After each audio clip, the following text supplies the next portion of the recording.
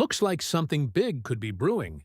And if you're a Vikings fan, this is one of those moments where you immediately stop and think, wait, what? Because when you hear certain rumors starting to float around this team, your first reaction is probably, there's no way that actually makes sense. But once you start connecting the dots, looking at the moves being made behind the scenes, and understanding what could happen next, things suddenly get a whole lot more interesting.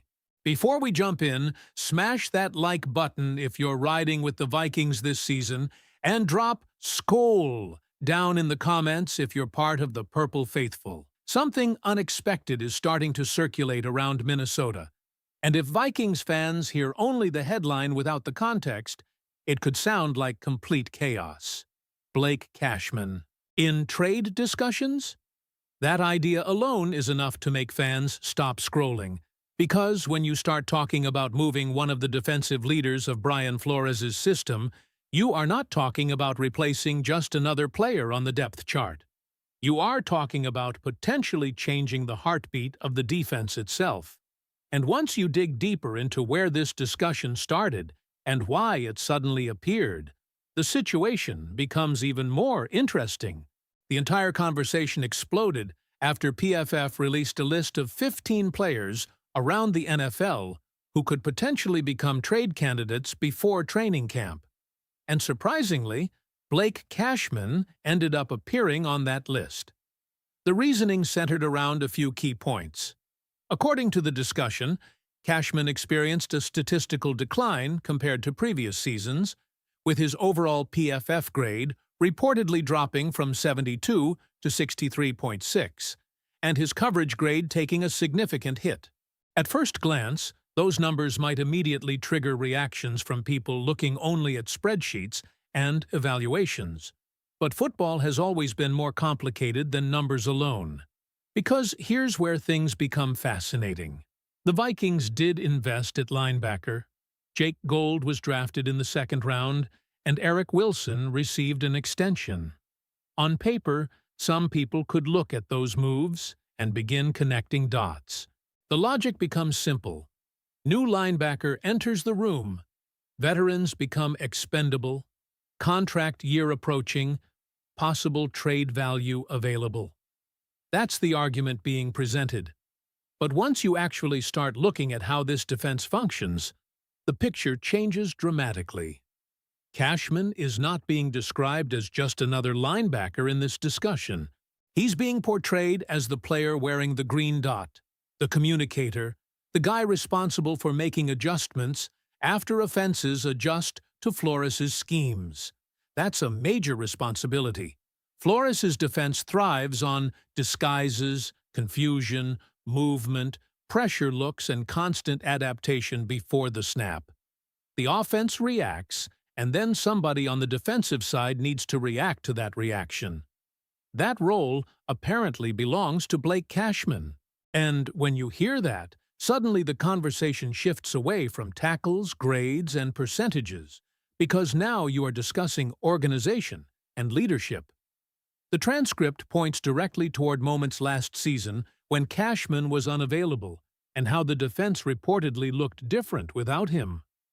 There were mentions of missed assignments, problems against the run, and situations where players appeared out of sync. The argument being made wasn't that Cashman is necessarily the most talented defender on the roster.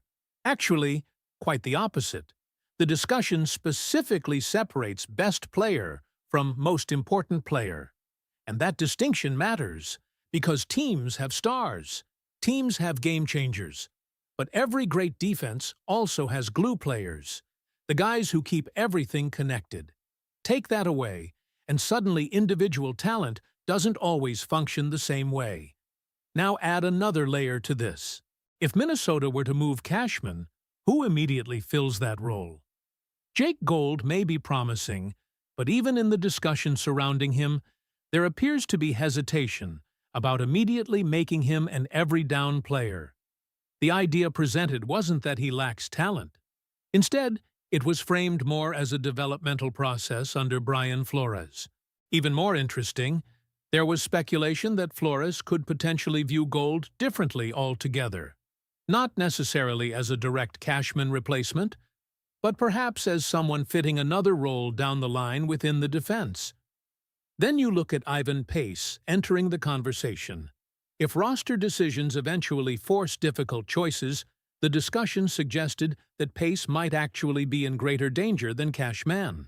There was mention of his absence during part of last season and how the linebacker situation could evolve moving forward. And here's where Vikings fans might start asking themselves a difficult question. Are people outside Minnesota evaluating Blake Cashman through numbers alone, while the Vikings themselves view him as something entirely different? Because if Brian Flores truly values him the way this discussion suggests, moving him would not simply mean losing production. It could mean changing how the entire defense communicates. And that's where this story starts getting really interesting. Because if trade speculation around Blake Cashman is only the beginning, the next part of this conversation around Minnesota becomes even bigger. Do Vikings fans think Blake Cashman is untouchable, or would you consider moving him if the right offer arrived? Drop your thoughts in the comments. And while Vikings fans are still debating whether the Blake Cashman discussion even deserves oxygen, another storyline starts appearing around Minnesota. And this one touches something that fans have become very familiar with over the last few years: national disrespect toward the Vikings. Because once again, the team found itself sitting lower than many people expected in preseason power rankings, and the reaction around that ranking is beginning to create serious discussion.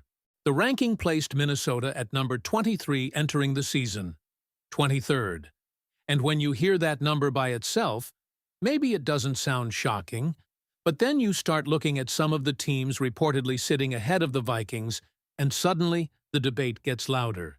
Teams from the NFC South were reportedly placed above Minnesota. The Panthers, the Buccaneers, the Falcons, even other teams that many fans would argue have major question marks entering the season. Now, this is where things become really interesting, because the argument being made is that people may be remembering an entirely different Vikings season than what actually happened. There seems to be a perception floating around nationally that Minnesota had some complete collapse last year.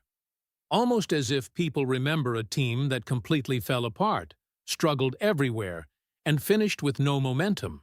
But according to the discussion in the transcript, that wasn't the reality being described at all. The team reportedly finished 9-8, won its final 5 games, and went 4-2 inside the NFC North. And here's where attention immediately shifts to the quarterback situation. Because the conversation suggests that if Minnesota simply receives competent quarterback play, everything around this team suddenly changes. Think about what was being highlighted: strong weapons, a potentially elite defense, an offensive line that could improve if key players stay healthy, coaching continuity, and perhaps, most importantly, pressure. Pressure on everybody. Pressure on Kyler Murray. Pressure on Kevin O'Connell.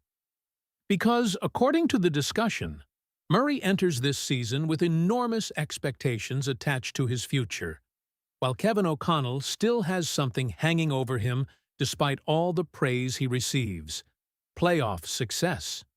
That's what makes this fascinating. Because nobody is arguing Minnesota needs a top 5 offense. Nobody is saying the Vikings suddenly need to become the greatest team in football. The discussion actually presents a much simpler formula. If the offense becomes top 15, Minnesota could become a playoff team. If it reaches top 10 territory, suddenly you're potentially talking about a contender. And Vikings fans know exactly why that possibility creates excitement. Because Justin Jefferson is still there. Jordan Addison is still there. The supporting pieces remain in place. And if the defense really performs the way many believe it can under Brian Flores, suddenly number 23 starts looking less like a ranking and more like motivation. But here's the question for Vikings fans before we move to the next major storyline. Where should Minnesota actually be ranked entering the season? Top 20? Top 15? Or are people still sleeping on this team? Drop your thoughts below. And if you enjoyed the breakdown and want more Vikings news, trade rumors, and exclusive coverage all off-season long, make sure to hit that like button, subscribe to the channel, and turn on notifications so you never miss an update. SKOL Vikings.